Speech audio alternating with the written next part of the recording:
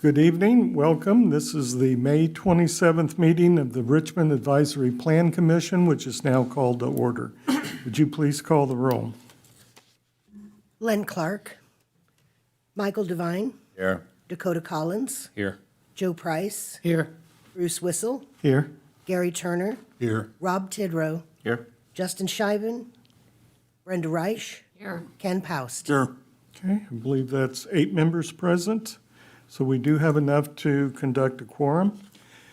Members should have received the minutes of the March 25th meeting in their packets. Do we have any corrections or additions to those minutes? Move for approval. Second. We have a motion and a second to accept the minutes of March 25th as presented. All those in favor say aye. Aye. Opposed? Motion carried. Proof of publication. Thank you. We have this proof of publication for the meeting tonight. The items on the agenda were published in advance, state the time, date, place, and items on the agenda. I would ask the Advisory Plan Commission to make a motion to accept the proof of publication. I'll make a motion to accept. Second. We have a motion and a second to accept proof of publication. All those in favor say aye. Aye. Opposed? Motion carried. We do have an appointment for the Plat Committee. We made 4 of the 5 appointments at the last meeting. The 5th spot was held by the now retired Director of Zoning in the county, and she has now been replaced, and the new member, Angela Ebacher, has agreed to accept that position. So if we could have a motion on that request? So moved. Second. Have a motion and a second to add Angela Ebacher to the Plat Committee. All those in favor say aye. Aye. Opposed? Motion carried. We have one piece of old business to bring up tonight. It's ordinance 18-2026, which is the petition of Darrell Krager, owner, and Katrina Ann, agent, requesting a zoning map amendment to rezone a parcel from institutional, IS, to general commercial, GC, at 6412 East National Road, Richmond, Indiana, parcel ID 89-16-36-000-204.002-028, with a legal description of a point northeast of section 36, 14, and 19.698 acres. Mr. Krager. I'm Louis Keene. I'm actually the person that will be operating that. I've made a lease purchase agreement with Mr. Krager, Okay, so I'll be standing in his place as his authorized agent today. okay, thank you. And we use your address as submitted Yes, correct. on the form? Okay. Yes.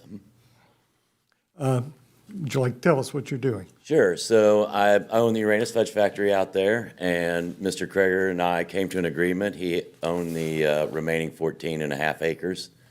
So I made a really good deal so that we could make a lease purchase agreement on that, and we're working on turning that into kind of like a family entertainment style center. So, which as we're growing our business right now, we've completed all of the engineering for things like water detention, et cetera, for our fueling station, for our mini golf. We're inside of that big brick house right now, doing demolition, working on it for our restaurant concept. One of the dorms has been converted into a creative studio. We've hired 7 people, and 6 of those are from out of town. Those are great paying jobs. People have moved here. We've got a great creative studio. And so we're just trying to build something fun that we can, just people make this into a destinational stop. And it's not going as fast as we want to. Obviously, that we're trying to do this out of our own revenue, but that construction is eating our lunch right now. So, but things are going well, and people seem to be loving it. So our idea is take that property and just continue to, improve things. And like I say, we don't really have a family entertainment style center here. I mean, we have a bowling alley, but I'm talking about all the different things like laser tag, or of course we'll bring in the mini golf like we have in Missouri and Anderson. And then we're going to kind of build a fun museum. It's like an Americana museum, and we're trying to get some local cool stuff. And then I'm big on tractors, so we're going to have a lot of fun stuff for people to come see in the community. Do we have any questions? If not, thank you. Okay, well, thank you, guys. Ordinance 18, 2026 is now on public hearing. Is there anyone wishing to speak in favor of the ordinance? Is there anyone wishing to speak in opposition? Hearing none, public hearing is now closed, and we will go for our staff report. Okay, the proposed zoning map amendment would rezone the subject property from institutional, IS, shown there in dark purple, to general commercial, GC, shown there in sort of red, to allow the property to operate commercially. The site under consideration houses a 39,200 square foot mixed-use commercial structure built in 1993 and a 3,968 square foot residential dwelling built in 1995. More recently, this site housed the New Creations Church and boarding school, which existed for several decades until 2016.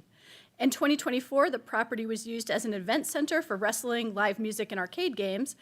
And the property at 6400 National Road East was recently purchased by Louis King, who opened his third Uranus Fudge factory on this location. 4212 National Road East will be used to extend the use of their existing business. Richmond Common Council referred the petition to the Advisory Plan Commission for review and public hearing during their March 16th, 2026 meeting. And we are so happy to finally be hearing it. On February 11th, March 11th, and again on April 8th, 2026, the public hearing was advertised in the Western Wayne News, and 3 adjacent property owners were notified by mail. We received one response in favor from Uranus 3 Land LLC at 6400 National Road East. The planning staff consulted with all city departments and utilities to determine if any objections based on public health and safety. None were raised. The staff recommends approval for amending the zoning map at 6412 National Road East from institutional to general commercial based on the following 5 criteria. Compatibility with the Richmond Rising Community Action Plan. The subject property is located within the city of Richmond's 2-mile fringe, and like most land within the fringe, the comp plan's future land use map identifies the area northeast of the I-70 off-ramp loop as part of its agricultural/rural residential place type. Neither the current nor the proposed zoning district are consistent with the plan's future land use map. However, the map identifies the area to the immediate west of the interchange as part of its commercial corridor place type, which is primarily located along Richmond's high-traffic arterial roadways, which serves as primary entry and exit points to the city. The subject property and its proposed use is aligned with the plan's vision for this gateway into the city and state as a place type designated to conveniently serve both local residents and regional visitors, and to allow for a great deal of flexibility with regards to the intensity and scale of development, supporting both smaller local businesses and regional destinations and attractions. Number 2, the current conditions and character of the current structures and uses in each district. So 6412 National Road East was the location of the New Creations Church and boarding school until 2016. The property is highly visible on account of the 60-foot tall cross located on the south adjacent property, but is otherwise somewhat isolated. It's abutted by the Indiana-Ohio state border to the east, the I-70 US 40 interchange to the south, and an IMPA solar park to the west. Moving farther west into Richmond is a variety of commercial uses, including hotels, restaurants, retail stores, storage facilities, gas stations, body shops, and car dealerships, as well as some residential properties just off East National Road. Given the variety of commercial uses that are already present just off I-70, the proposed use, along with the most potential future commercial expansion on the site, would not be out of place in this area. Point number 3. The most desirable land use for which the land in each district is adapted. Given the large amount of commercial uses, combined with the high visibility of the location for both local and non-local traffic, commercial development of this site is a suitable use of the property. And 4, conservation of property values throughout the jurisdiction. Considering the relative isolation of the property, as noted in Criterion 2, the zoning change should have little impact on nearby property values. And point 5, responsible development and growth. Expanding the commercially developed corridor immediately adjacent to the highway interchange is an appropriate use of this property. This report was prepared by Zoning Administrator Joanne Baroker on March 19th, 2026. We have any questions of Mrs. Hayes? Thank you, Shannon. Okay, discussion by the board. Move for approval. I'll second. Okay, we have a motion and a second to approve ordinance 18, 2026 to the Richmond City Council, recommendation for approval. Please call the roll.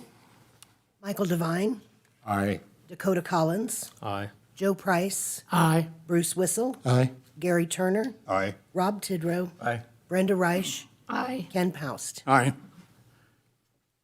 Vote was 8-0 in favor, so this will move on to the Richmond City Council with a recommendation, a positive recommendation. Thank you. Under new business, we have ordinance 25, 2026, the petition of Church-Christ United Church owner and Church-Christ United Church agent, Gordon Moore, requesting a zoning map amendment to rezone 19.25 acres of a 24.03 acre parcel from institutional IS to multiple family residential M1 at 3430 Bachmeyer Road, Richmond, Indiana. Parcel ID 89-18-03-240-103.000-030. Legal description is point northeast section 3-13-1, 24.027 acres. Mr. Moore. Gordon Moore with Beals Moore and Associates, located at 122 South 8th Street. We are representing the Church of United Church of Richmond at 3430 Bachmeyer Road. Also with me tonight is Mr. Gil Richards, and he will represent the developer. So I'm going to try to hold my comments and my presentation down to the site design or the site itself, and Mr. Richards will address more of the project, including the housing. We are asking that we split off 19.25 acres of the 24.03. The remaining 5 acres will remain entitled to the church and continue to be used by the church for their weekly services and other activities. Immediately to the north, as you know, is Walmart, which is zoned general commercial, and the majority of the adjacent tracts to the north, south, east, and west are zoned as residential. There are sanitary sewers available to the north in the Arbors subdivision, which I believe is where we will connect the sanitary sewers. But if that is not possible, there's also sanitary sewers in Bachmeyer Road as well. Same way with the water lines. We anticipate that we will connect to the water lines that serve the Arbors. But if that is not possible, then there is a water line in Bachmeyer Road. All surface storm water will be collected in new catch basins, storm sewers, and will be discharged into a detention basin. Until we start our final design, we just completed our topographical survey this week, as a matter of fact. But until we start our final design, I can't tell you the size of the basin. But I will tell you that the discharge itself will go over to Scott Ditch. The majority of this property is in the Scott Ditch watershed, Scott Ditch being a county ditch. I would remind you that sanitary and storm sewers all have to be approved by the Richmond Sanitary District, the Indiana Department of Environmental Management, IDEM, and in this case, back to the Wayne County Drainage Board as well. No surface water, new surface water will go onto any of the adjacent tracts. We will control all surface water on site. This property is not located in a floodplain, and there are no delineated wetlands on the subject tract or surrounding. During construction by UDO, we are required to construct silt fence around all disturbed areas, making sure that there will be no surface water runoff or dirt running off onto adjacent properties. And we will have to construct a construction entrance for the vehicles to get in and out of, the construction equipment, and there'll have to be washing stations to make sure that the dirt does not go out onto whatever road we select to drive in and out of. The drawing that I gave you is conceptual only. I anticipate that there's going to be some changes as we move forward into the design phase. The exact number of units, I think, is going to deviate a little bit. For sure, there's a cul-de-sac over here on the northwest corner, right south of the Arbors Road, and there will be an extension of that road down into our new project. So for sure, we will be able to drive to the north and go through the arbors for ingress and egress. The exact location of another drive still up in the air until we determine what is the best way to get in and out of this property. What we are requesting tonight is only for the zoning approval. We're not requesting approval of this project or any construction plans at this point. Once we get the zoning in place, then we'll start the hard design. We'll have to come back to you for primary and secondary. And as we move forward, we're going to have design approved from all city departments, and that includes the Richmond Sanitary District, Planning, Engineering, Police Department, Fire Department, and Wayne County Drainage Board. And again, we'll have to come back to you for the primary and the secondary approval. So that's kind of quick and sweet, but I know there's other people like to speak. But if you have questions, I'll be happy to answer them. Any questions for Mr. Moore? Mr. Whistle, Yes, Mr. Turner. so the northwest cul-de-sac goes away? The northwest cul-de-sac will definitely go away. Okay. Yeah, and that will be a straight line in between the existing road in the arbors into this new subdivision. Thank you. Mr. Moore, one other question. It's probably more for the developer than you, but a suggestion to consider, and maybe you already have. The 8 acres east of this development is for sale. Yes, sir. It's available. If we're talking about the way this is designed as a Bachmeyer exit and entrance, that would allow a easement onto 37th Street directly. Has that been a consideration in this development? It absolutely has. However, the owner of that particular property has not responded to numerous phone calls. I know that personally he's been in and out of Florida a number of times, and he just hasn't gotten back to us. Okay. But it will be a conversation that will be held, but I can't guarantee you any results to that conversation, whether we can work out, a strip of ground that we can construct a new roadway out to 37. Right. And also, if we go to 37, we have to make sure that we're north of the Scott Ditch because it comes down along the west side of South 37. Right.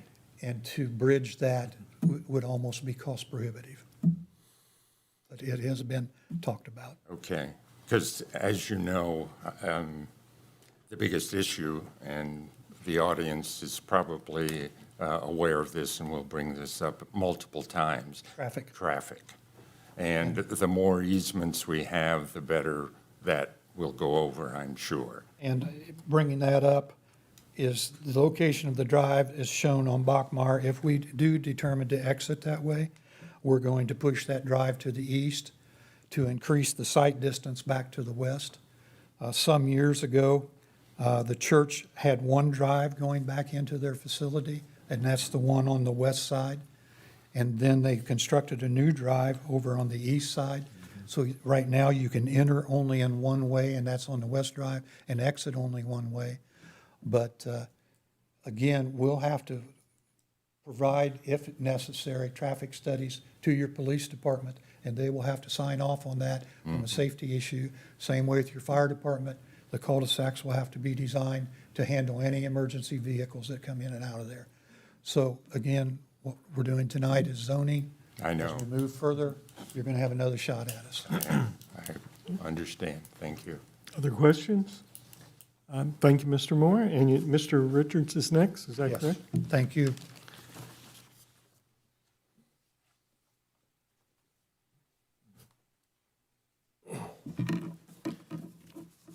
settled here for a quick second. Hello, Commission. My name is Gil Richards, and I'm with Lauk Properties. We are, well, before I get ahead of myself, I'd like to thank you for allowing me to speak for you. It's a privilege. We're not from Richmond. We are based in Cincinnati, Ohio. And your first answer might be, why are, it's not Indianapolis, why are people from Cincinnati looking to, they have an interesting plan, but why are they here? It's a unique story. About 2 years ago, I met the owner of the Arbors. I worked with him in my former role doing commercial brokerage for Colliers. After speaking with him and really digging into why there was an unfinished 10-acre parcel of land abutting Walmart, yet there was so much more, yet there was so much activity. This just happened to coincide with the beginnings of the Smith Hill, I think it was January 24th. And I informed him, hey, by the way, this is going on. Looks like there's a lot of excitement in Richmond. And through that process, I contacted many of the folks in the city. And I mean, even so much that I pulled up every single document that was on the, however you pronounce it, the laissez-faire or laissez-faire. And what happened was I started to learn a lot about the city. Transformed to now, I had since left Colliers and joined Lauk Properties, but this was a project that possibilities, they just stuck with me. After, countless pages and lots of handful of downloads from laissez-faire, slowing my laptop down significantly, I really started to believe in Richmond. What you all have done here, especially since 2019, is it's city planning. It's textbook city planning. It's done right. Just very impressed in that regard. We began discussing a potential purchase and sale of the Arbors, of which we are currently under contract with Mr. Fraley of Brenmark Investments. As I think it's maybe a week or so later, all of a sudden I get a Zillow notification because you type one thing on Zillow and it follows you around forever. But with those pesky updates. But one of the updates was from Debbie Rudd listing the church property for sale. And so it was somewhat serendipitous. And then it dawned on me, well, I've read the strategic analysis, Richmond Rising, the updated UDO, much of which was in preparation for the already platted Arbors. But when this came up, the synergies were glaring, and it was certainly worth a shot. Now, through that process, we have looked. I've rewatched many of times the prior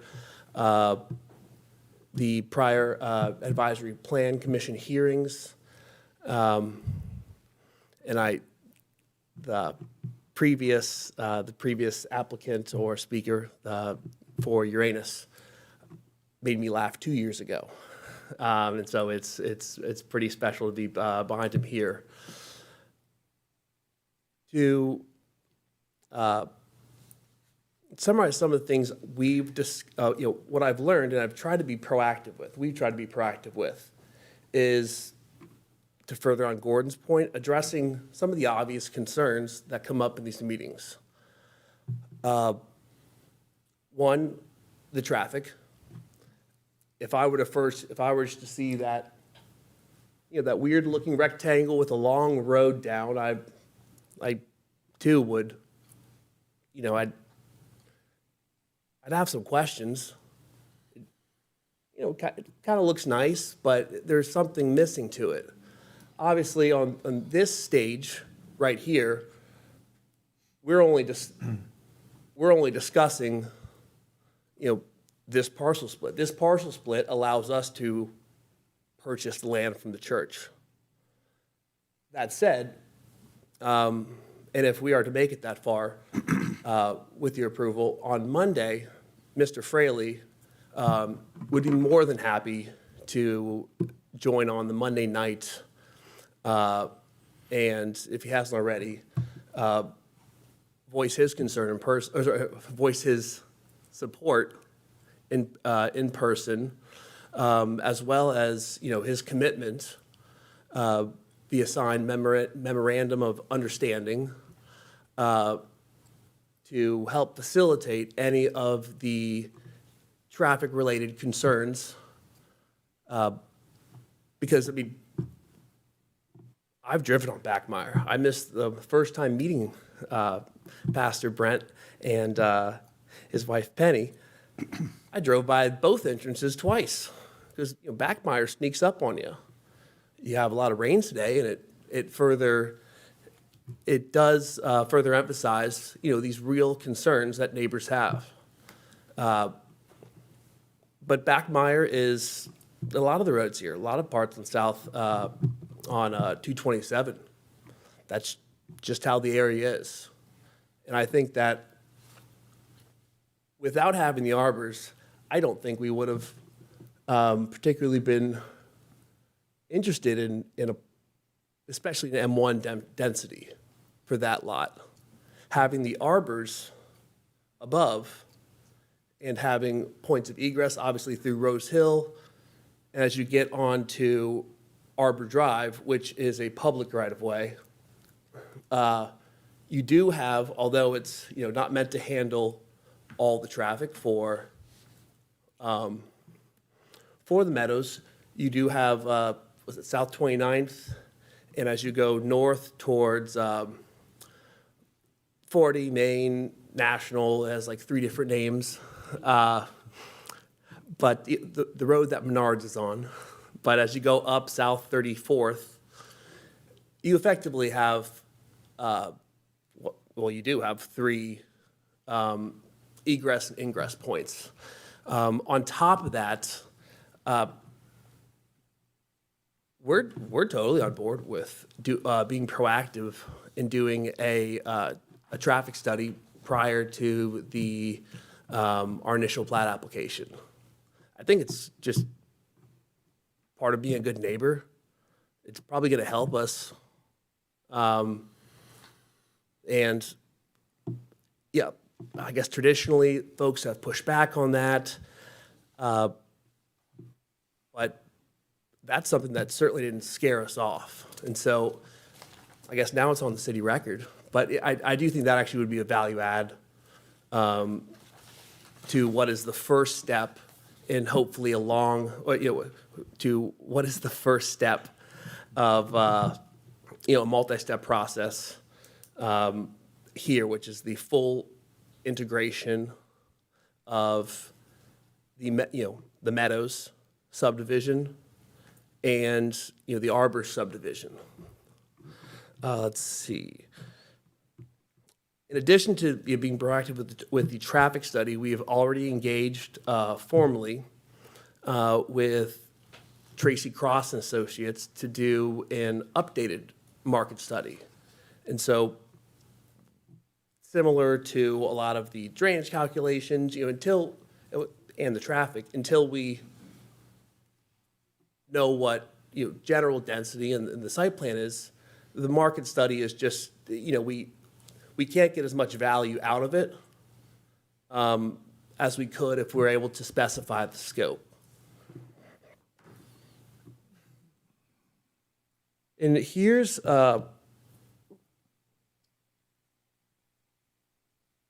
to summarize. But yep. The two church commitments we made, we've memorialized them in haven't been shy about them. Was one, moving their playground from, if you zoom in, It's hard to see.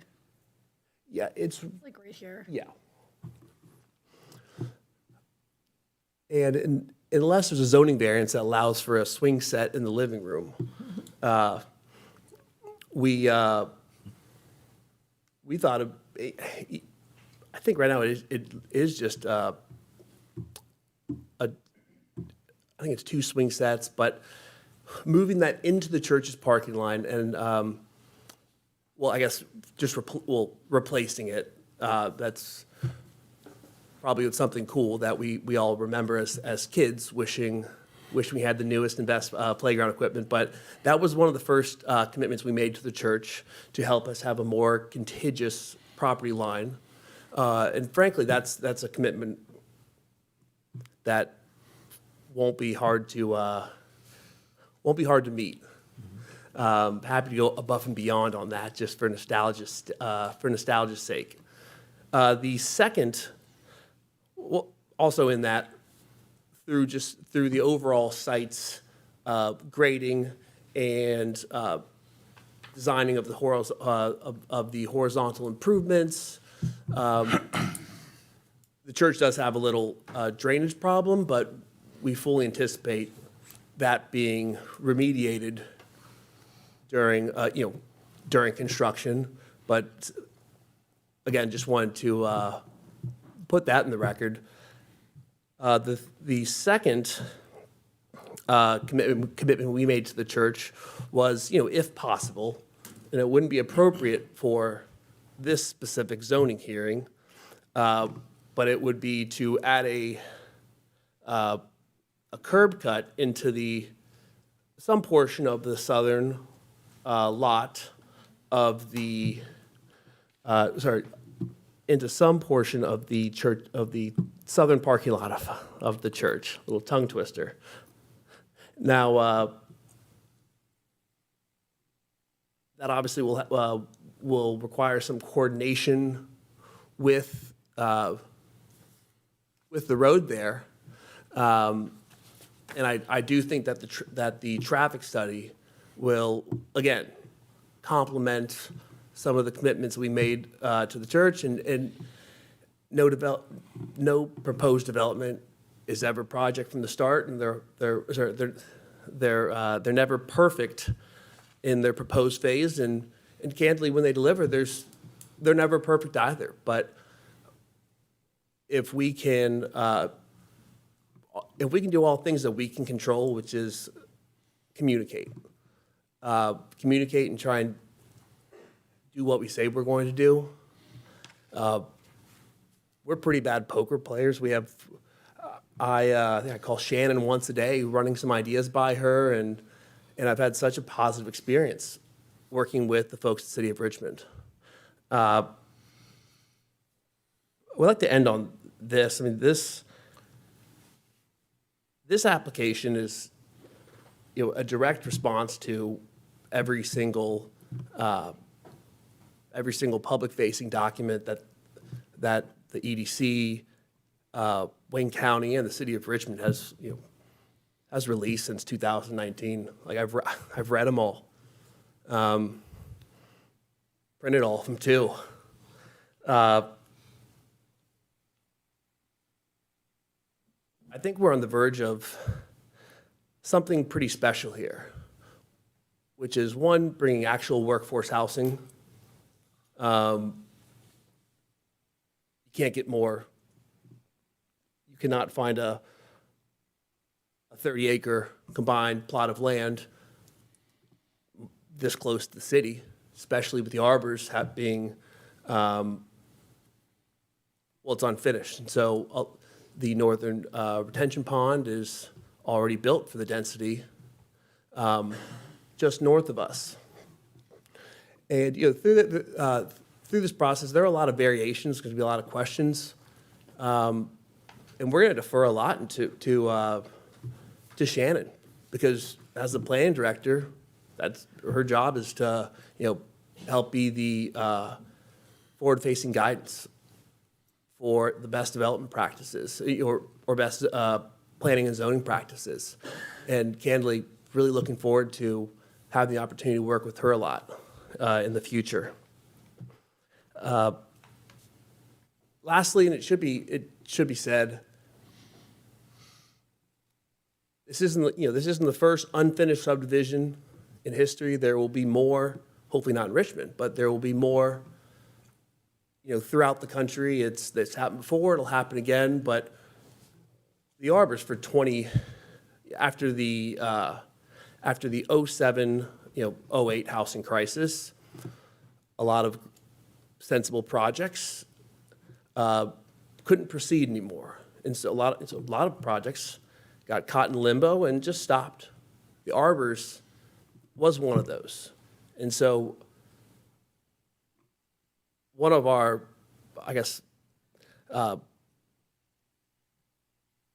one of our real main missions here is how can we use increased housing in the meadows to enable us, to provide us a scale to enable us to fix the arbors and finish it out. It currently has an HOA that is, it's active, but it's month to month. And candidly, that doesn't sit well. It is what it is. It's no one's fault to blame. You can fix that by, one, raising dues, or you can bring in a new piece, a catalyst, and ideally make the arbors the largest and best homeowners association in probably Wayne County, given its size. And if it's not the best, it'll be something we'll be proud of. And so, we threw a lot at you. I'm sure you guys have a lot of questions, and especially the residents behind you. We're going to utilize the church and work proactively with Pastor Brent and his wife Penny to hold some actual community engagement sessions there. You can't get much more convenient than having a church right on the property, especially with all of the Arbors residents there. That's a process we're excited for. So, again, apologies for providing a lot of information in a short period of time, but we're really excited about this project and look forward to hearing your questions. Okay, we have any questions for Mr. Richards? I have one. Yes, go ahead. The company you represent is out of Cincinnati. Correct. Have they developed anything in Richmond before? We have not. How do I find out what experience they have in similar developments as you're proposing here? So, I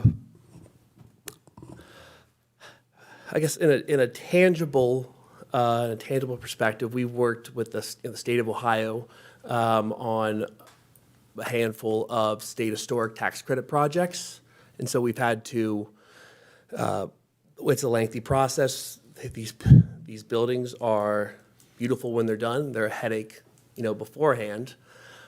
But that's a very intensive project where we have to work with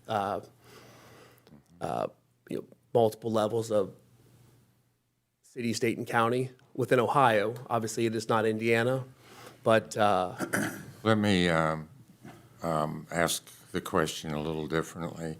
Do you have any similar developments to the Meadows that your company has developed?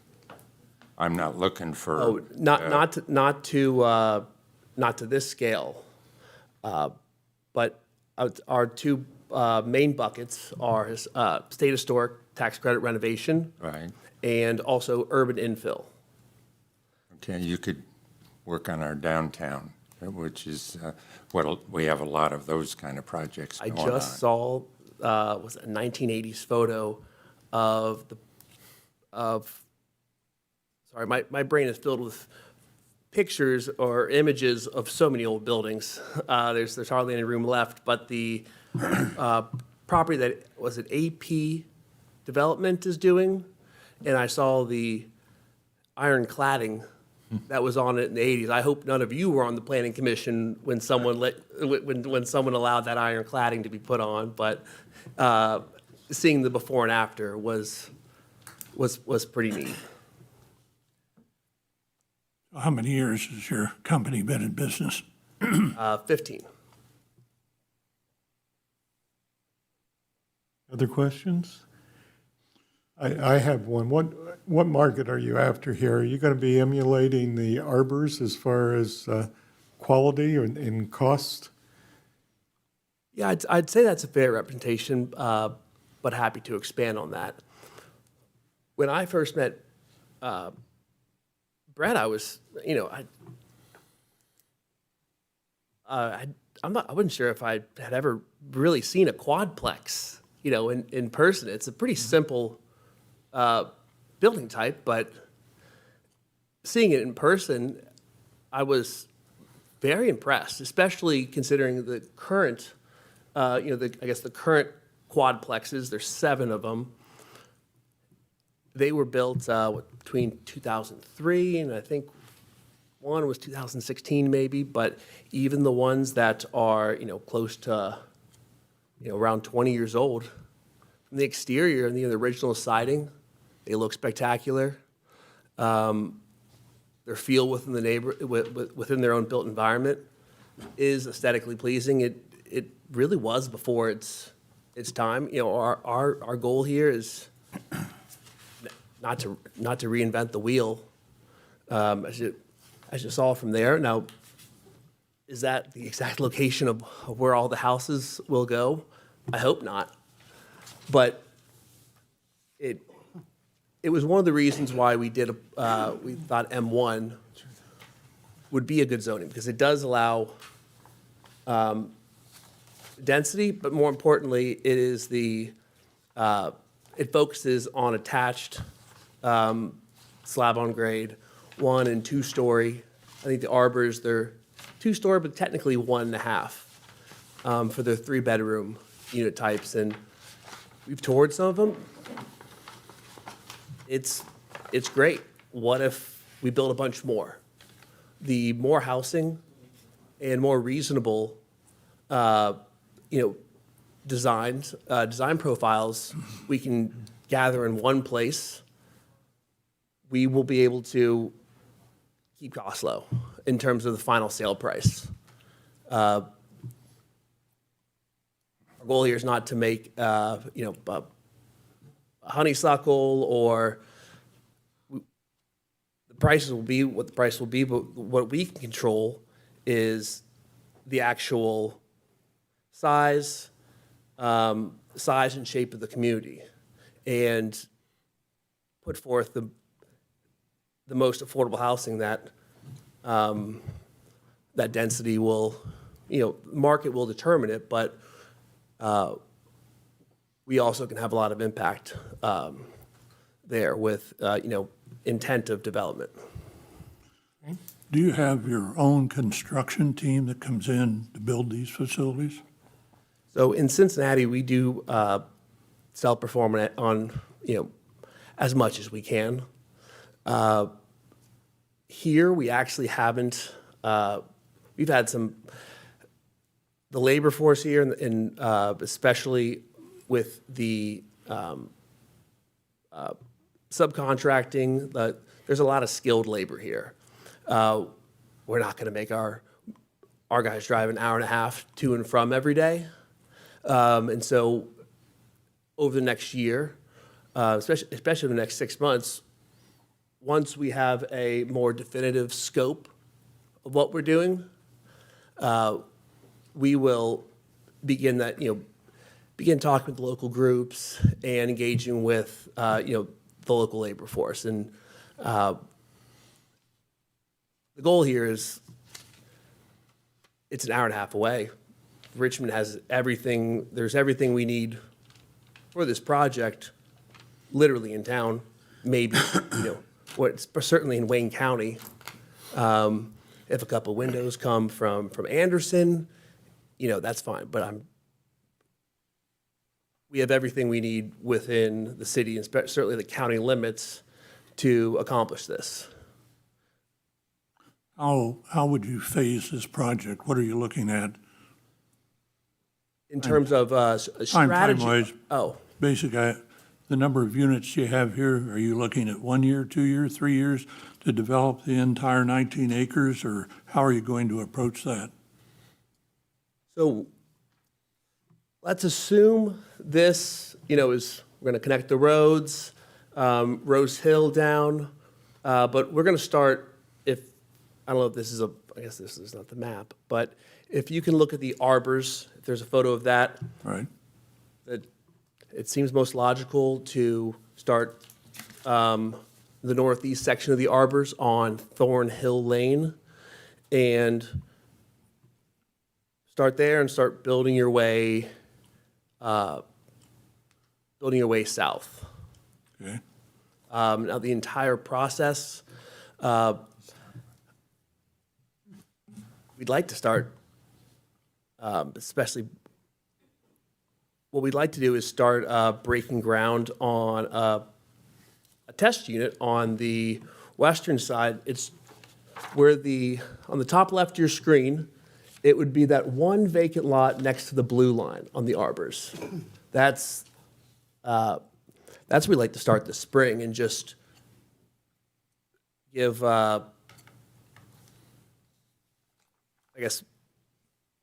give the market a feel for, just the product that allows us time to make any other changes necessary, but that's probably the one lot that doesn't need much work in terms of building out the Rosebud Drive or Thornhill Drive. Now, the entire process could happen as fast as, 2.5, maybe 3 years, but then we are cognizant of the impact. Let's say hypothetically, it is the fastest development in history, and we wait to sell all the homes at once. One, I think that would be, there would be some cannibalization in terms of our value, but also imagine trying to sell your house on a pretty tight market and a bunch of homes, a bunch of brand new homes are right in front of you. That's not very, that would not be a very good stewardship on our behalf. And so that's something we're just inherently cognizant of. Having a tight market is an incentive. It encourages others to join the market. But these are also, some people just have to sell their house, and that they've worked pretty hard on it, and it's a great house. But if there's a lot of new product on there, again, we want to be respectful and add to the Richmond community in a lot of ways. And so the Tracy Cross study will help outline some of the impact that we'll have, because our scope will be a bit more refined than just the one that was issued on behalf of Wayne County. Any other questions? Thank you, Mr. Richards. Is there anyone else in your presentation? Mr. Richards? I think there's some people that would like to speak in favor of, but Well, we'll have open comment, but, okay. Fine. All right. Thank you very much. Now we're open for public hearing. We had a sign-up list, not knowing what kind of turnout we would have for this. And we only had like 6 names that came up. So I don't see where we need to put a lot of time restrictions. Try to be precise. Anyone who wrote a letter back to the Plan Commission, we are going to be reading those. So if you wrote a letter, you feel free to speak, but don't just repeat the stuff we're going to hear from you through the letter. So at this time, I will ask if there is anyone in the audience that would like to speak in favor of this ordinance. Yes. Please give your name and address when you get to the podium.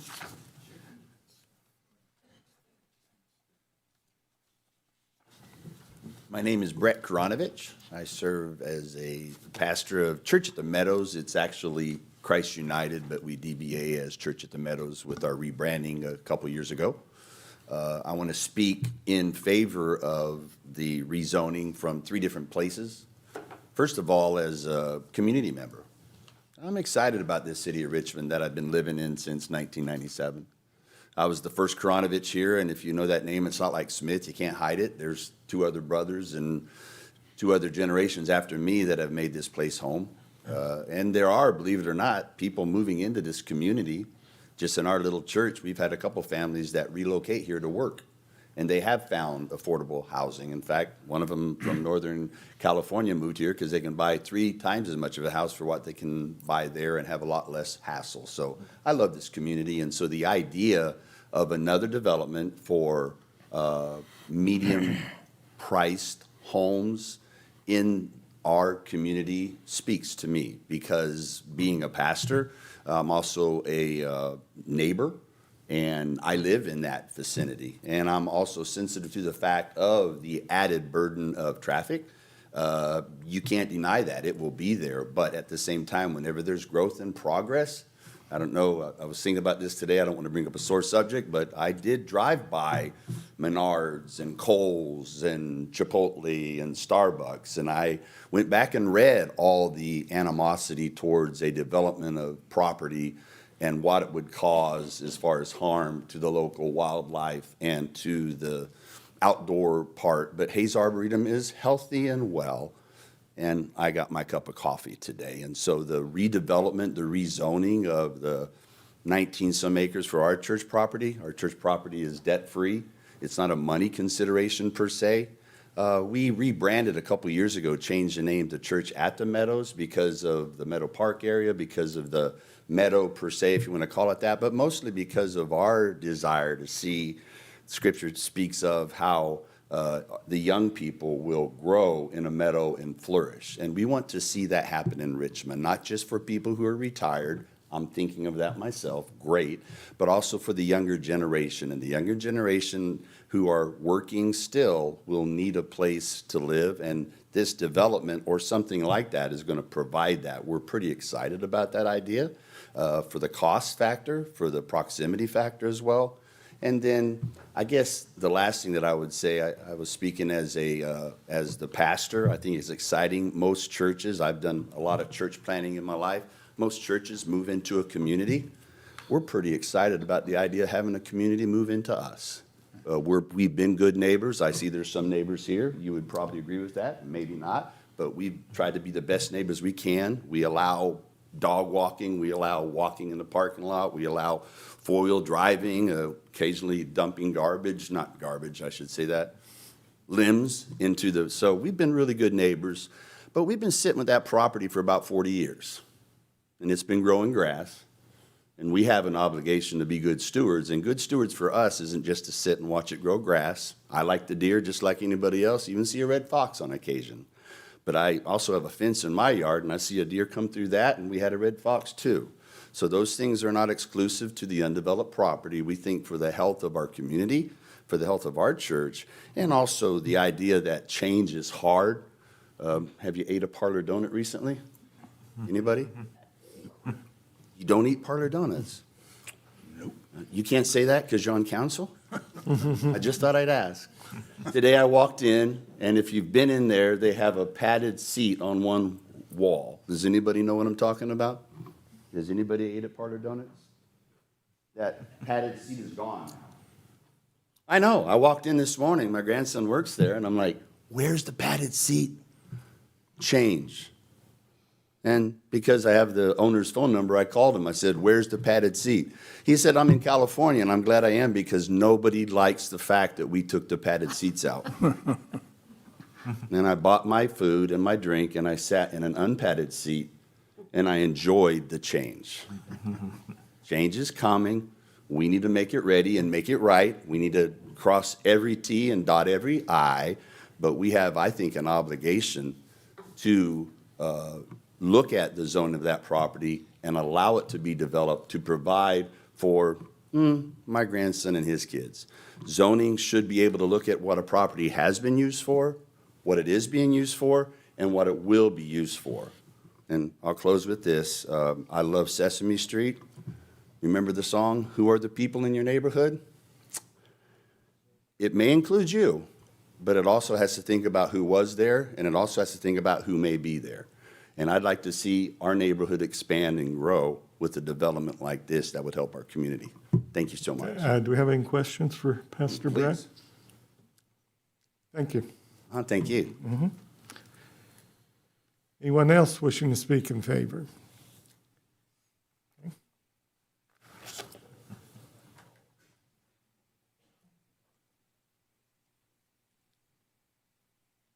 Good evening. I'm Jason Barrett, Vice President of Member Services with Perfect Circle Credit Union. And we believe this is a conversation based on whether we want Richmond to continue to grow in a thoughtful and positive way. Communities remain strong where there are opportunities for people to stay here, raise families here, and build their lives here. And housing is a major part of that. Developments like this one help attract and keep people in our community instead of pushing them to neighboring cities in search of more affordable and or higher quality housing at a time when housing costs are at or near an all-time high. Providing more housing helps lower cost and helps stabilize the housing market. From our perspective as a nearby business, this project helps accomplish that. With more neighbors, it can mean more community involvement, more support for local businesses, and more long-term investment in the area. With that, we encourage you guys to support it. Questions for Mr. Barrett? Thank you, sir. Thank you. Anyone else wishing to speak in favor? If not, if anyone wishing to speak in opposition, please come up.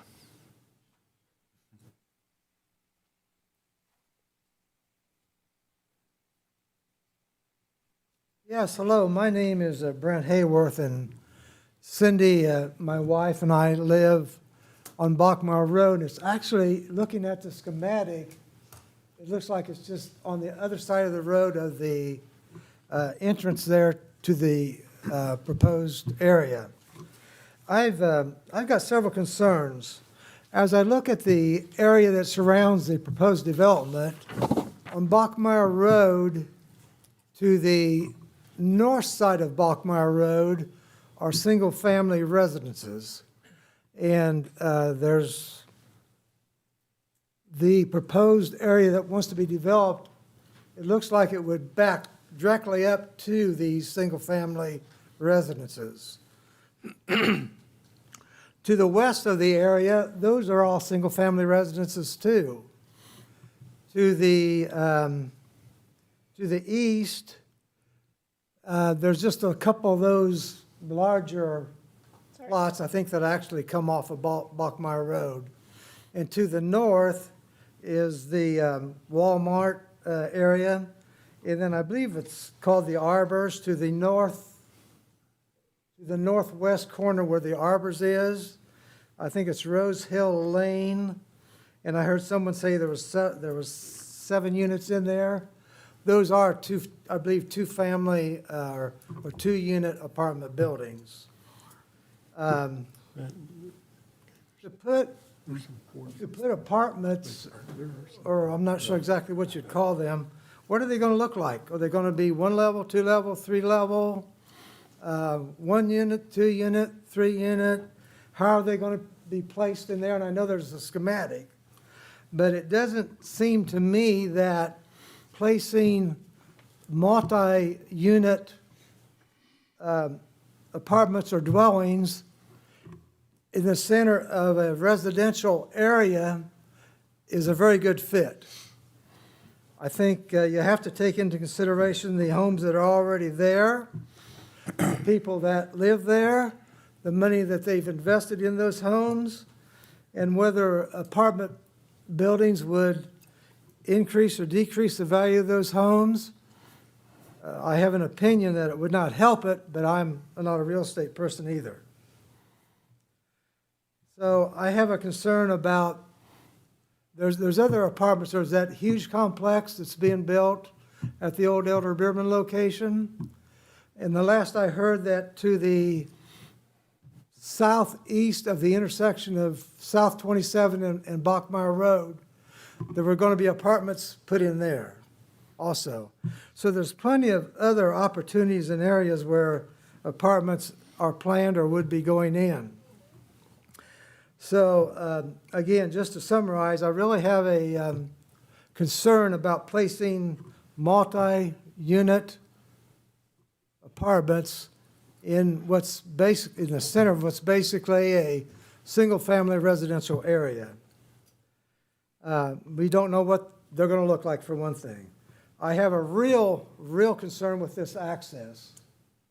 I live on, like I said, if you look at the schematic, the one access that comes out onto Bachmeyer Road, that's almost directly across from where I live. I can speak from experience. My mailbox is on the other side of the road.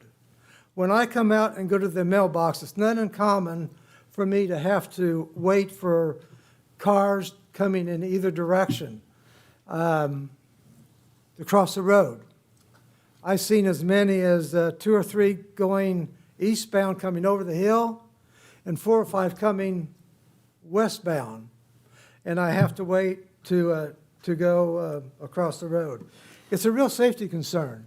And if you look at Bachmeyer Road itself, the entrance to the church is at the top of a hill. As you're going east, then the exit is more toward it's on the downward slope of that hill. And this proposed entrance to the area is just east of that exit.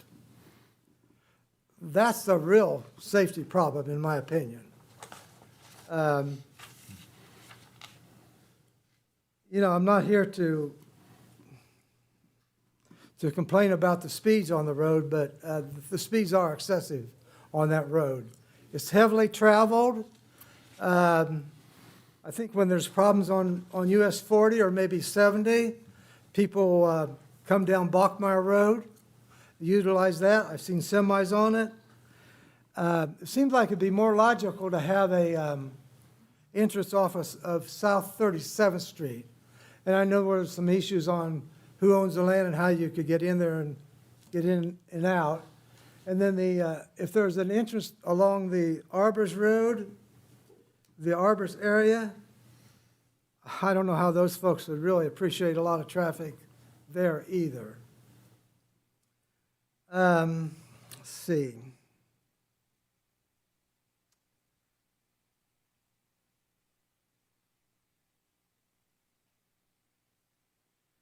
So again, I really don't think we have enough information to know how this thing is going to look.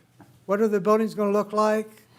How high are they going to be? How do you get in? How do you get out? Excuse me, Mr. Hayworth, I read your letter. Didn't you include a lot of this? I did not read a letter. I did not send a letter. Oh, okay. Yeah, but Someone had the whoever same wrote the letter thoughts. must Okay. agree with me.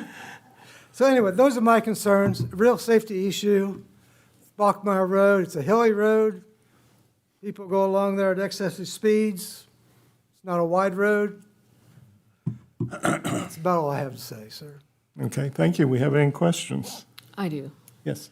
Mr. Hayworth, when you talk about apartments, are you thinking of them as just multi-family dwellings or something that people rent instead of own? I think that is a question. Are these going to be rentals or are people going to buy them? I don't know that do we know the answer to that question?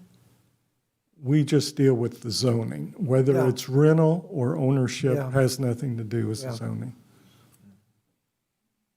So I can't answer your question very well. Other questions? No, but I would like to point out there are some quads in the Arbors edition there. There are some what? Quads, Quadplex. 4 units. Quads are there? Yeah. Okay. Yeah. Any other questions? All right. Thank you, sir. Anyone else wishing to speak in opposition?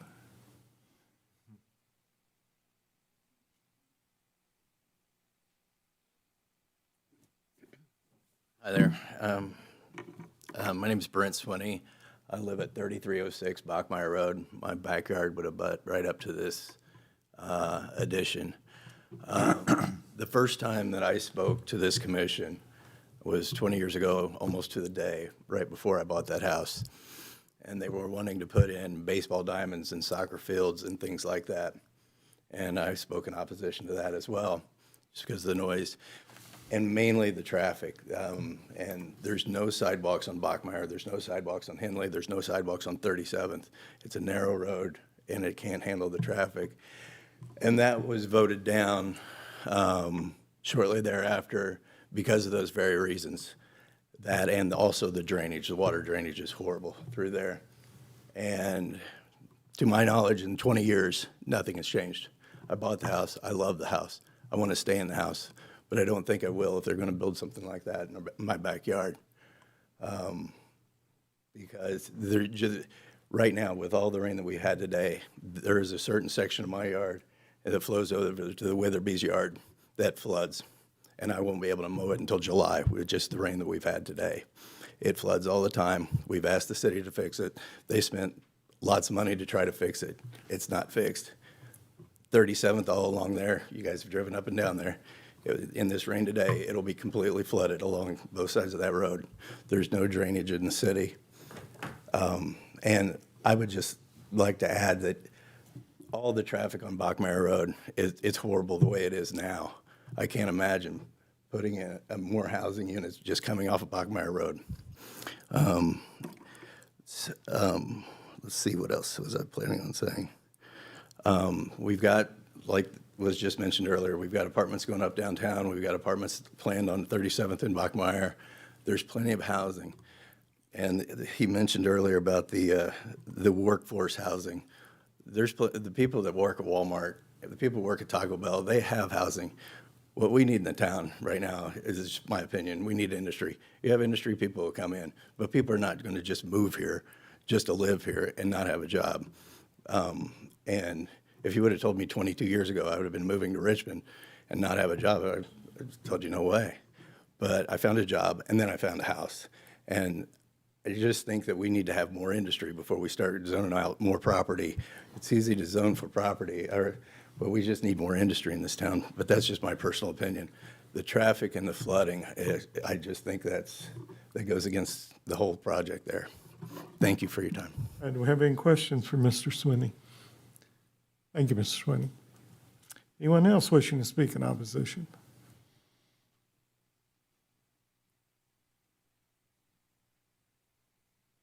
Good evening. My name is Jason Fleener. I live at 3408 Bachmeyer Road, the small R2 surrounded by the purple. My wife Caitlin and I are directly in front of the church at the Meadows property. That is the subject of the rezoning request. I am here tonight to respectfully voice our strong opinion to the proposed rezoning of the approximately 19 acres from institutional to multi-family residential. My concerns are not rooted in opposition to growth or housing in Richmond. Like many residents, I want to see Richmond continue to grow and improve. However, I strongly believe that this proposal represents the wrong type of development in the wrong location, and that the long-term impacts to this area have not been adequately addressed. First, this proposal would dramatically change the character of this part of Bachmeyer Road. The church property has long served as an open green space and natural meadowland within the city, and in many ways the meadow itself has become part of the identity of both the church and the surrounding neighborhood area. For nearly 9 years, my family has enjoyed seeing deer, migratory birds, foxes, and pollinators that rely on that habitat While this land may appear undeveloped on paper, it is far from empty. It is an active natural resource space that contributes to the environmental character and quality of life in that area. Once land like this is converted into dense residential development, it cannot be restored. Rezoning is also permanent. Even if this specific project changes in the future, the zoning classification remains, potentially opening the door for even more intense development later on. That is why we believe this decision deserves careful consideration beyond just this single proposal.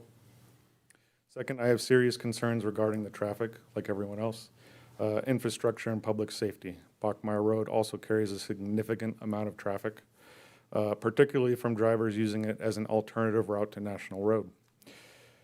Speeds are frequently excessive and visibility on portions of the road is limited by hills and hidden driveways, ours included. Our driveway sits on a hill and pulling out safely during busy traffic periods is very difficult. Adding 78-unit residential development along with new access roads directly adjacent to our property would substantially increase daily vehicle traffic on an already stressed roadway. At minimum, I believe a development of this scale should require a professional traffic impact study and infrastructure review before any rezoning is approved. The city and surrounding residents deserve objective analysis regarding traffic flow, roadway safety, stormwater runoff, utility capacity, and the long-term impact on local infrastructure. At this point, I do not believe residents have seen evidence demonstrating that the existing infrastructure can adequately support a project of this intensity. I would also ask the committee to reconsider whether this type of expansion aligns with Richmond's broader development priorities. We continue to have a substantial number of vacant and underutilized homes and properties throughout the city. According to the 2020 census data, approximately 13% of Richmond housing units were vacant at that time. While I understand that not every vacant property is immediately usable, I believe the city should prioritize reinvestment, redevelopment, and revitalization of existing housing stock before permanently converting one of the remaining open green spaces in this corridor into high-density residential development. Most importantly, I ask the committee to consider the residents who already live here and who will be directly impacted by this decision every single day. My wife and I chose this neighborhood because of its character, its green space, and the sense of openness it provides. This proposal would permanently alter that environment in ways that cannot be undone. I respectfully urge the committee to vote no on this rezoning request, or at the very least require thorough traffic, infrastructure, and environmental review before moving forward with any proposal of this scale. Thank you for your time and consideration. Any questions for Mr. Fleener? Thank you, Mr. Fleener. Anyone else wishing to speak in opposition? Anyone else wishing to speak?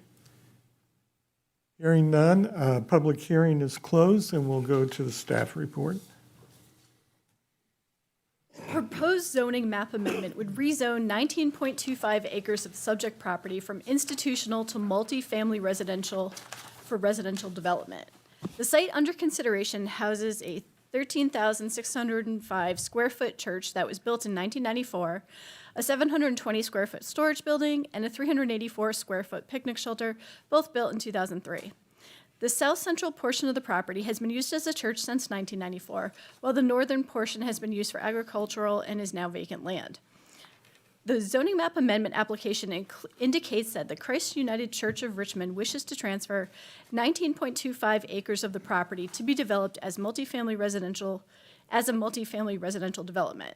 The attached preliminary site plan shows 9 4-unit condominiums and 21 duplex condominiums for a total of 30 structures with 78 individually owned units. Access to the subdivision is currently proposed from both Rose Hill Lane to the north and Bachmeyer Road from the south. At their May 4th, 2026 meeting, the Richmond Common Council referred the petition to the Advisory Plan Commission for review and public hearing. The public hearing was advertised in the Western Wayne News on May 13th, 2026. Notice was sent to 51 owners of 59 adjacent properties on Tuesday, May 12th. We received 6 responses opposing with comments. I'll mention that submitted by Jason and Caitlin Fleener. They had turned in a letter. All right. Also, Donald Ballinger 3116 Bachmeyer Road. It will ruin sewer system. It can't keep up with sewer backups now. Ruin water, it'll ruin the water. There is no pressure now. City can't keep up on the road now. Roads are awful here. Bachmeyer Road will become a slum road. Christopher and Megan Wilmot, 3402 Bachmeyer Road. We are opposed to the petition for the following reasons.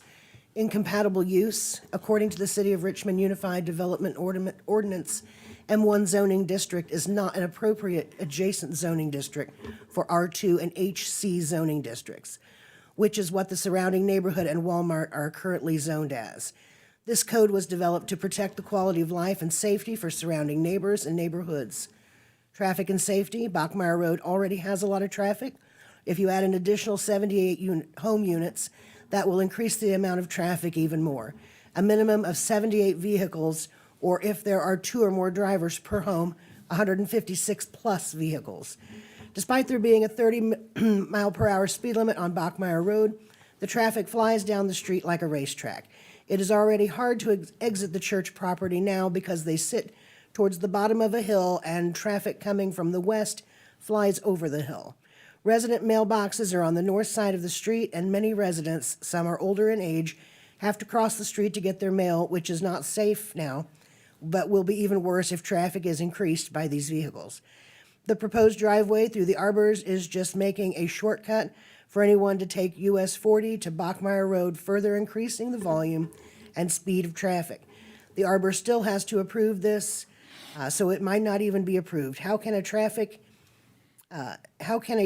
impact analysis be true and correct if the traffic from the proposed Smith Hill development, which is adding approximately 285 housing units, not be included?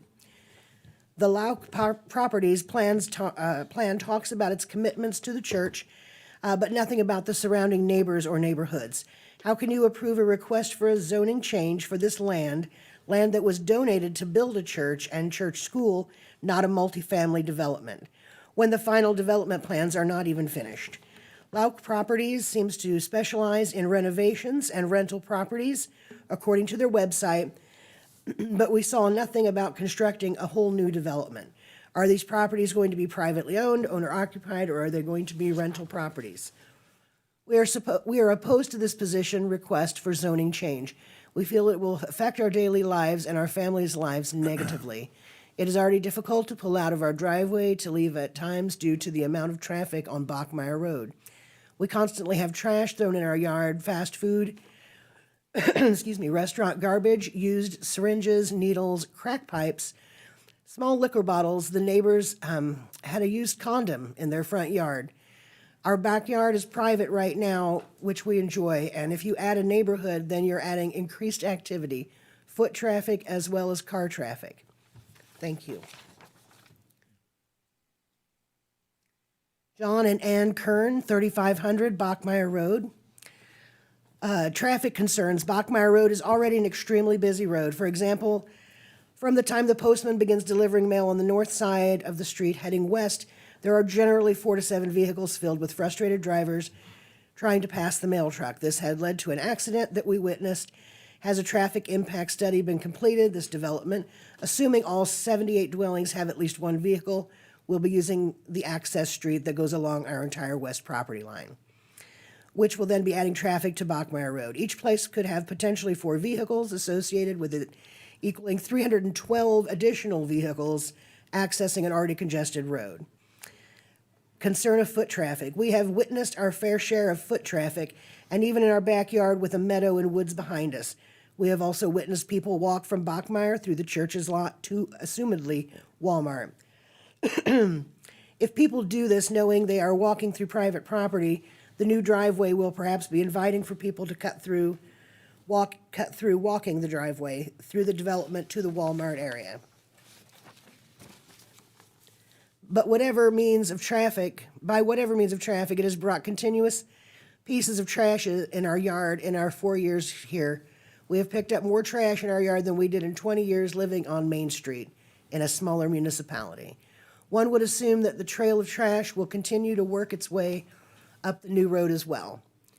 Additional concerns, noise in general, draw on neighboring utilities. Are these dwellings rentals or being owned? Increase of crime, wildlife habitat. Environmental concerns, clearing land will remove trees and potentially cause drainage issues on neighboring properties. More pavement and buildings reduce green space and increase heat and runoff. Construction will impact air quality, noise levels, and nearby ecosystems. Construction impacts. Long construction periods will create dust, debris, vibration, road damage, and heavy truck traffic. Nearby homeowners will experience disruptions to daily life for an extended period. Transitional buffers, setbacks, and landscaping won't help create a calm and wildlife-rich area that the residents have been accustomed to. Quality of life concerns. Increased population density will reduce the peaceful and residential nature of the area.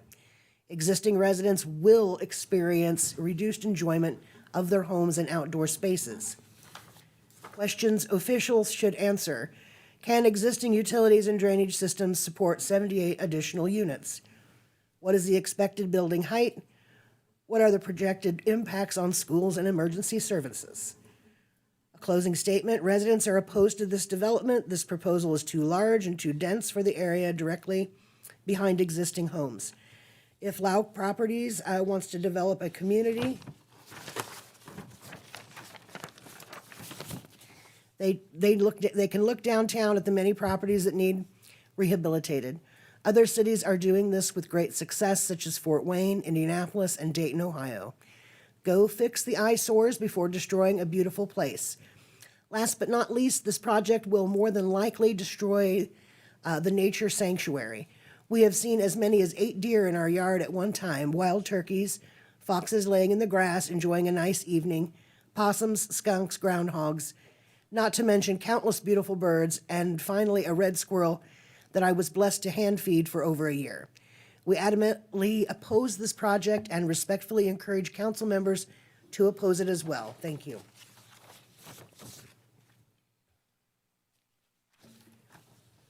This is a Jared Foreman. 3430 no, I don't have an address for him. Writing to express my opposition to the petition to rezone 3430 Bachmeyer Road to an M1 designation. I have several concerns about the proposal and the potential impact it could have on the surrounding neighborhood. I would also like to note that the Meadows project website does not appear to be up and running. In my view, this makes the application incomplete with its current state. Based on the plans I was able to view, the development appears to include approximately 80 dwelling units. While I understand that this is a residential proposal, I do not believe an M1 designation is necessary for this site. Many of the stated goals appear as though they could be accomplished through a more compatible R2 designation, which would better align with the surrounding area. My concern is not that housing is being proposed. My concern is that the requested M1 designation may allow for a level of density, flexibility, or future use that is not compatible with the surrounding neighborhood character. The surrounding area is primarily lower density residential, including R1 and R2 zoning, and the request for M1 raises questions about the long-term intent for the property, whether this proposal is truly appropriate next to nearby homes. Specific concerns, traffic and road capacity. Bachmeyer Road is a narrow 2-lane road with limited shoulder space, no sidewalks, residential driveways, and an existing 4-way stop and single stop as the only exists nearby. An approximately 80-unit development would add a significant number of daily vehicle trips, with the greatest impact likely occurring during morning and evening peak hours. Has a traffic study been completed? Has the developer evaluated projected daily trips, peak hour movements, queue length at the 2 existing intersections off Bachmeyer Road, and site distance conditions? Safety and pedestrian access. The current roadway was not designed for a substantial increase in residential traffic or pedestrian activity. If this development brings additional families, children, dog walkers, cyclists, or pedestrians into the area, The lack of sidewalks and limited shoulder space could create serious safety concerns. Stormwater and drainage. The plan shows a detention or retention area, which is important, but I would like to see the stormwater calculations and a more specific drainage plan. Specifically, how large is the basin? Where does it discharge? How does it address water quality? As well as water quantity, and who will be responsible for long-term maintenance. Slapping a basin on a plan does not automatically resolve concerns about runoff, erosion, downstream drainage, or ongoing maintenance. Ecological impact. The land currently includes open meadow, wooded edges, and drainage-sensitive areas. I would like to know whether a wetland delineation, habitat review, and impervious surface calculation have been completed. Converting this land into roads, rooftops, driveways, and compacted lawns would likely reduce natural stormwater absorption and could negatively affect wildlife, local ecology, and drainage patterns. Impact on nearby private wells. While I assume the development would likely connect to city water and sewer, nearby private wells could still potentially be affected by changes in stormwater runoff, grading, infiltration, and construction activity.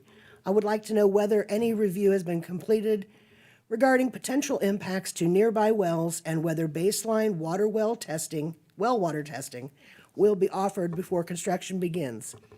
Again, my concern is not that housing is being proposed. My concern is that the requested M1 designation appears more intensive than necessary and may not be compatible with the surrounding neighborhoods. The application itself notes nearby residential uses and references a nearby vacant tract zoned R2, yet it does not clearly explain why M1 is necessary. This is especially concerning given that the stated justification references a shortage of single-family residential homes, which seems inconsistent with a request for multifamily zoning. Before approval, I believe the city should require a clear comparison of what could be developed under R2 versus M1, a specific explanation for why the more intensive M1 designation is being requested, and unbiased documentation demonstrating that the roads, drainage systems, natural features, and nearby properties can support a development of this size. Before this proposal moves forward, I ask that the city require the following. Excuse me. A clear explanation of why M1, I think it just reiterates what I said. I think we're good. This was from Steve and Joanne Tread, 3310 Bachmeyer Road. We are opposed to this development. The information available from the developer raises many questions. Their website shows they renovate properties and deal in rentals. Where is their portfolio showing from the ground up development of multifamily residences? The depictions of the neighborhood they made available are inaccurate and confusing. Why was their survey discontinued? The development doesn't fit the M1 district intent and permitted uses. It states two-family homes, not quad homes. Also, appropriate adjacent zoning districts do not include R2 and HC, which are what the surrounding neighborhoods and appropriate adjacent zoning districts what Walmart are. If they are not appropriate, they are not compatible. These standards were established to protect the quality of life of the existing neighborhoods. The developer is already aware of drainage issues and traffic problems, but they don't live on this road and don't experience problems that already exist here. Heavy traffic on narrow, poorly maintained roads where speed and reckless driving are a daily occurrence. You can't get your mail, you can't mow the grass, you can't walk to the neighbors. Adding hundreds more cars will only add to the problem. Personally, the building of this neighborhood will negatively impact our quality of life. It will bring years of construction, noise, dirt, and traffic. It will open up access to our yard where it hasn't been. Our home and yard are our sanctuary. We have lived here more than 30 years, and we are now retired. We enjoy our home and backyard every day. We watch birds, deer, and wildlife and spend time with our dogs and family. The large lot and the privacy are why we chose to live in this neighborhood. Please give consideration to the wishes and concerns of longtime tax-paying residents over the possibilities, ifs and maybes the city is using to push these developments through. Thank you. Thank you. Phew. The planning staff consulted with all city departments and utilities to determine any objections based on public health and safety. No health and safety objections were raised. However, there were concerns about the increase in traffic on Bachmeyer Road. Based on compliance with the, so I'm just going to explain this. I'm going off script slightly. Our recommendation can only be based on documents that have already been passed by City Council. So that includes the Unified Development Ordinance for zoning code, the 2025 Comprehensive Plan Update, and other documents like the Climate Action Plan that support that. So based on compliance with those documents, the staff recommends approval for amending the zoning map for 19.25 acres of the property at 3430 Bachmeyer Road from institutional to multifamily residential, M1. And that's based on the following. Point 1, compliance with the Richmond 2025 Comprehensive Plan Update. The Richmond 2025 Comp Plan Update Future Land Use Map on page 59 identifies the subject property within the traditional neighborhood place type. This designation specifically supports apartments and multifamily dwellings when they contribute to a transition between a lower density neighborhood to a higher density land use. Given the property's location between Walmart and the single-family residences along Bachmeyer Road, the proposed development serves as an appropriate transitional land use between these different types of development. The Richmond 2025 Comprehensive Plan Update also encourages compact, infill, and mixed-use development that revitalizes existing sites and structures, supports infrastructure efficiency, and enhances access to jobs, services, and amenities. One of the action items under the critical path strategy number 4 on page 72 is to identify new areas for multifamily housing with priorities given to areas near social service providers and public transit routes. The proposed development is consistent with these objectives due to its infill nature and its proximity to services and public transit along National Road.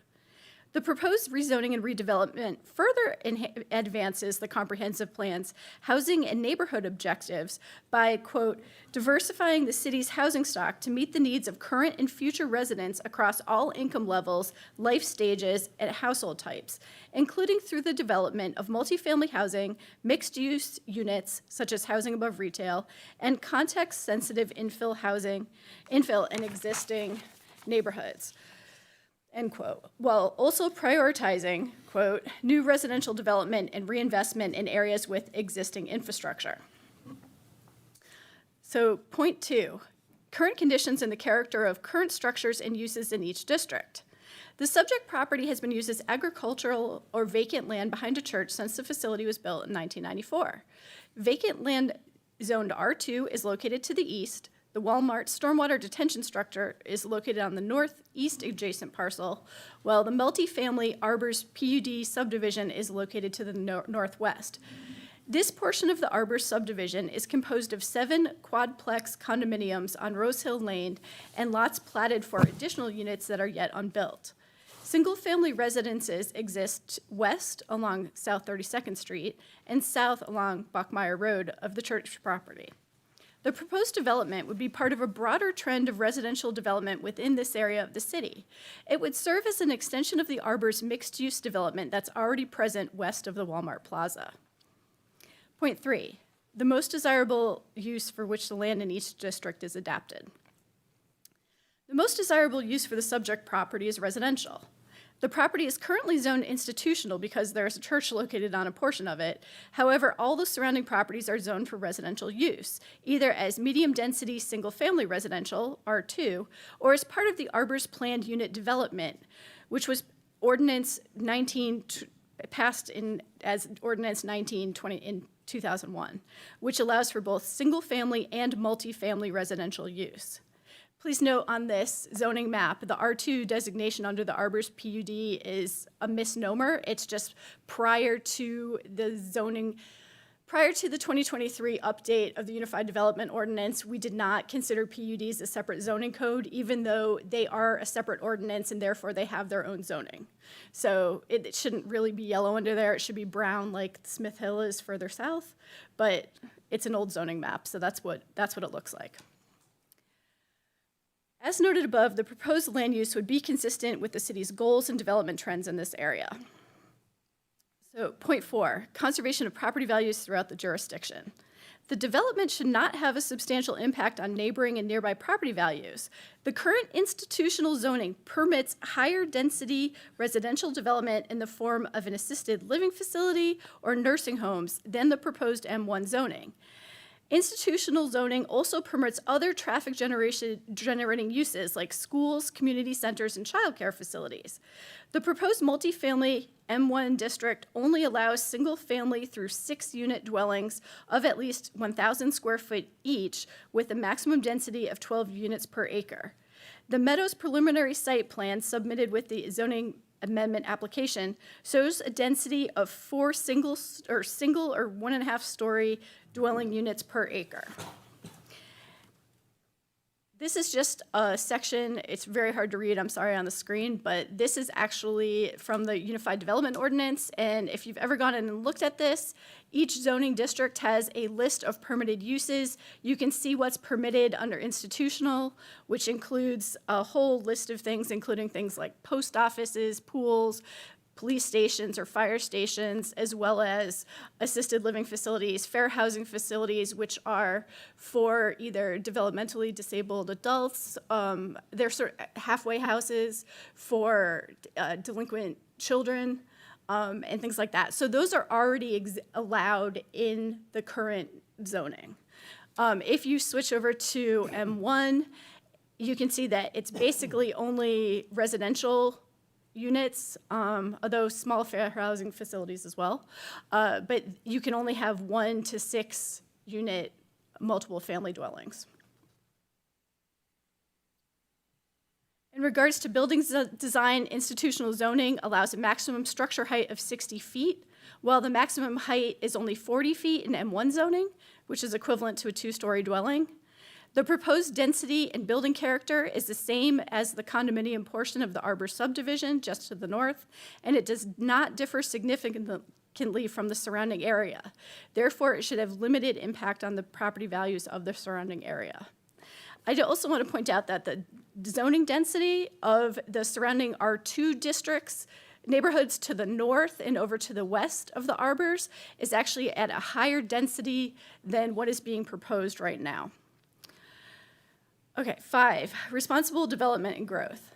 Infill residential growth within an already established residential region of the city with existing city service and public utility capacity within close proximity to existing jobs, services, and amenities is considered responsible development and growth. And finally, compliance with the City of Richmond's Climate Action Plan. The proposed development supports the Climate Action Plan Strategy 10F, which encourages planning and zoning processes that promote dense and compact development methods as a means to reduce outward suburban sprawl and therefore reduce the vehicular miles traveled within the city. And that is all. Have any questions for, well, the entire staff? I have a question. Yes. Could you talk about, for the M1 future uses, there's the permitted uses that are listed here. There's also the special exception uses.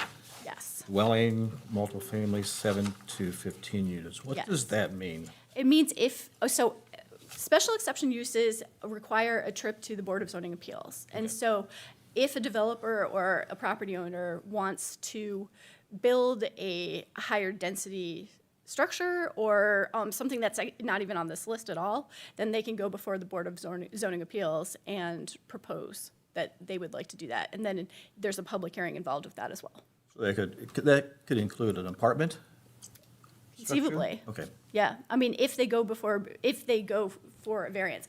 The entire reason this is being requested as M1 is because if it was going in as R2, they still could go to Board of Zoning Appeals and request multifamily units.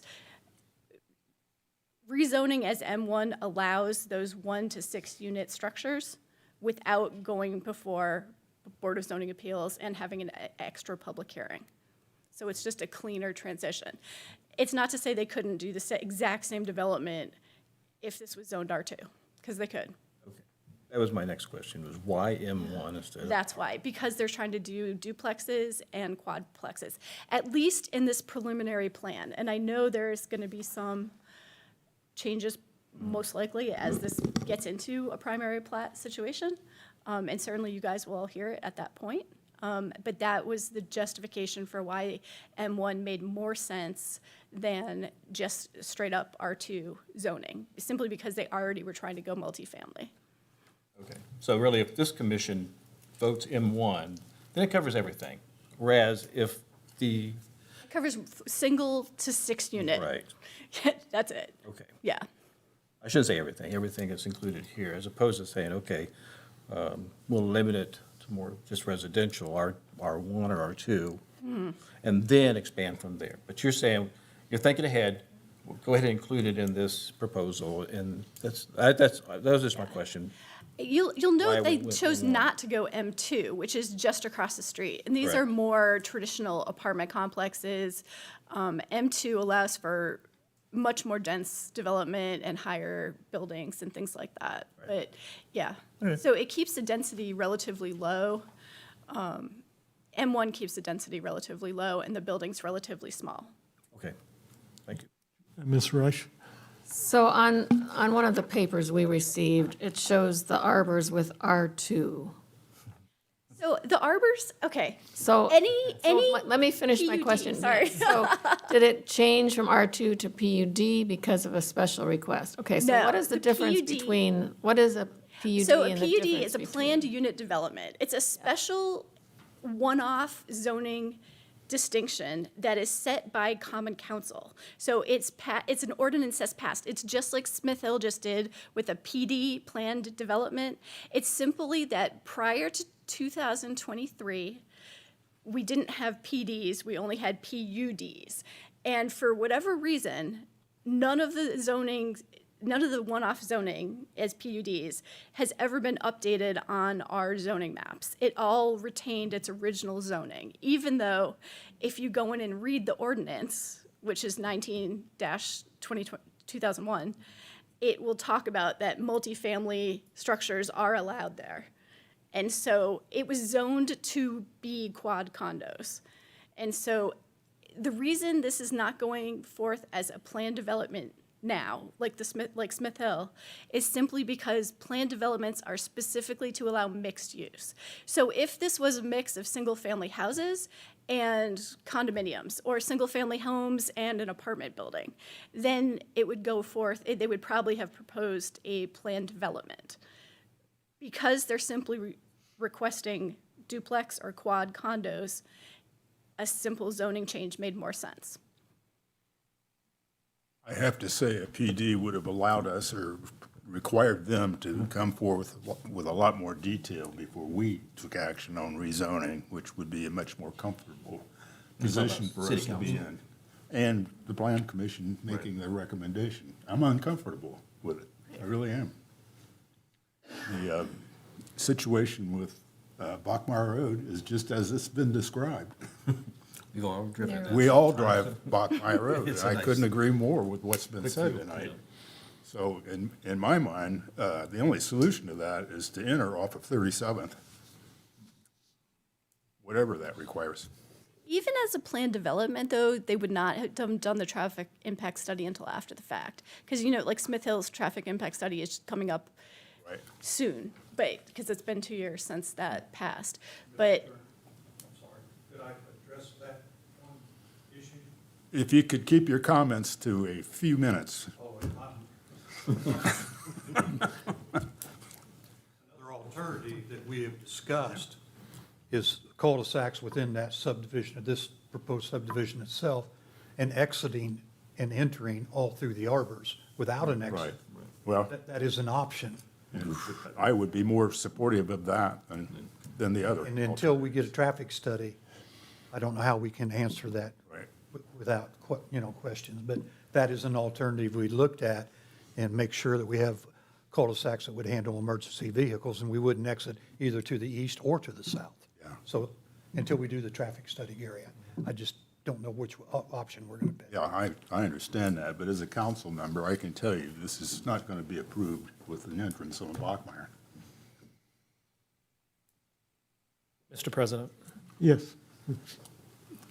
Mr. Moore, Ms. Hayes referenced how this project would come back at different times to this body. Can you talk with more specificity about what the actual questions would be and when that might happen? Sure. So this is just for the rezoning, and then if they want to go forth with the development, they'd submit a primary plat application, and that would include things like the traffic study, drainage, topography, everything that goes into that, contact with all the utilities. What else am I missing, you guys? Those are the big ones. And obviously a complete survey and layout of an exact site plan, not just a tentative site plan. Full construction plans, yeah. And that would be And for this body's. that would come before public hearing at this body. If that is approved, then they have to go back for a secondary plat application with more detailed construction plans at that time, and that would also have to get approved before construction. And then obviously building permits and everything else would have to be pulled. That is helpful, thank you. Yeah, if I could Yeah. include in that, the secondary reading is to make certain that they met all the obligations of the first hearing. That's helpful. Thank you. I will just say I agree with Mr. Turner. I'm a little uncomfortable with the project with the current level of detail, but I do recognize beyond a shadow of a doubt the need for additional housing in this community of this style. And it seems as though this is an adequate place for this style of housing. So when it comes to the question of zoning, I feel comfortable passing that as long as there is some additional consideration of the project itself, which seems to be a requirement. But if Mr. Turner doesn't think that even the zoning will be approved by council, I think that's worthy of consideration. I'm one Can I vote, but Can I make a comment on that? You didn't say that. You said if it required the traffic to enter Bachmeyer, it'd be yeah, probably I did. not approved. I don't, But as far yeah, as the don't get the. M1 would be approved. Right, I am fully supportive of the concept of this particular housing style, no question about it. My only issue is with the entrance, and obviously the stormwater system has to be adequately designed, and I'm confident that that'll happen. I think we can handle all the infrastructure. You know, Gary, I don't disagree with you. The problem we run into, let's say we did not approve this tonight, okay? What the developer is looking for is, if we did approve this, then they're going to move forward to get all the answers that we really want. Like, how do we get a road to go out on 37th Street instead of coming on the Bachmeyer Road? You know, and definitely, are you going to go out through Rose Hill Lane in that particular area? And I agree with you on that. But you have to start someplace, and it's unfortunate the way our rules are that we can't have all these answers when they come to us. And I've run into this so many times. Unless the developer gets this, they're probably not going to proceed any further, would be my guess. Well, I would be willing to go forward with this on the condition that the intent is to either use 37th or Rose Hill, but never again even mention Bachmeyer as even a concept of this project. On that basis, I could vote for it. We can't put that condition on. Well, if we don't, if that isn't adhered to, I can guarantee you others on council won't be so willing to But ignore that. that's the reason it has to leave us and go to council. Yeah, that's right. For those additional hearings there, of where they'll have additional information as whether it's a go or no-go, really. Yeah. At that point on there. Well, But hint, come to council with that kind of information in your back pocket. I have another question then, Mr. Okay, President. yes. Based on that argument, so if we approve this tonight, then it goes to council, right? Yes. And what do you approve then? That what we approve, right?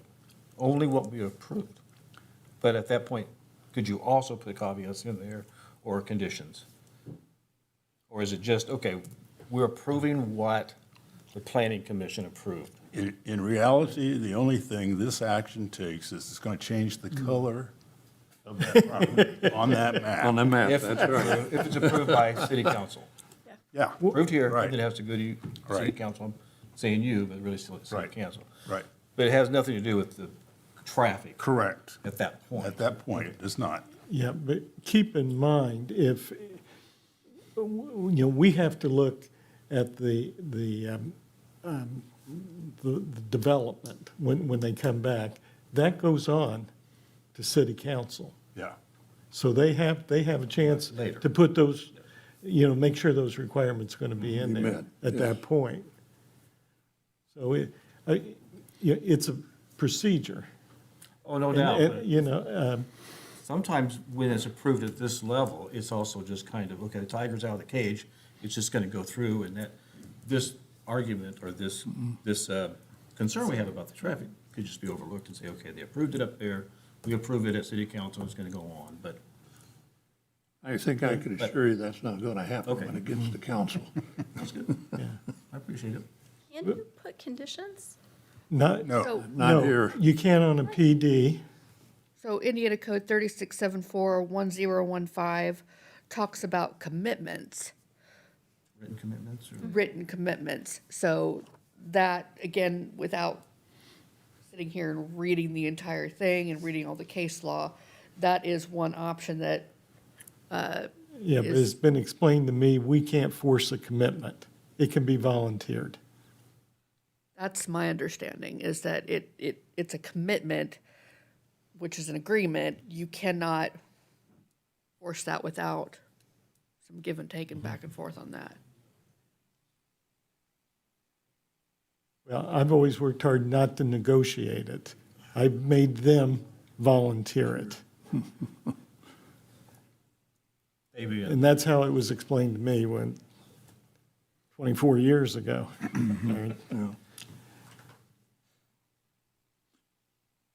So, we've had other written commitments on other council or on other committees that come from the city, that come from BZA.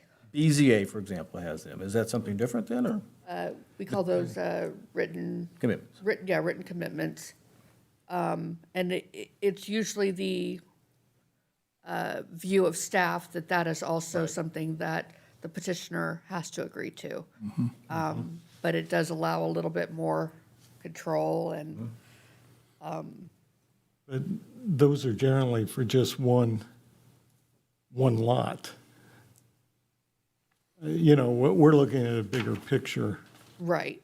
And so that's why Development I'm pointing this out as far as this is the code that I would be looking at, or that in the future AJ would be looking at, or that council would be looking at,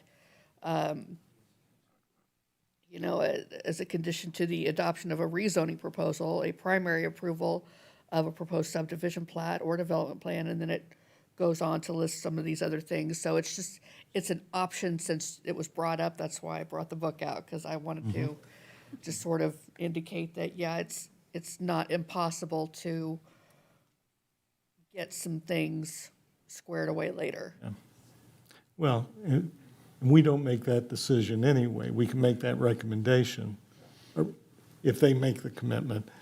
But that's something you can pursue from council. Yes, it is. We can't do that here? No. No, we're just changing. We're just changing the zoning. That's the only thing we're addressing It's a here. recommendation, because Right. this is, That's all. this is the advisory board to council, yes. Advisory commission. Hey, may I have a couple of quickies here, and maybe a semantics question and then a comment. Under the property background, the first sentence in the second paragraph says, Christ United Church of Richmond wishes to transfer 19.25 acres. What does the word transfer mean? Does that lease, sell, give away? What does that mean? They have a purchase agreement, Okay, is that correct? Yeah, okay. Yeah. So it's a sale. it's a sale. Thank you.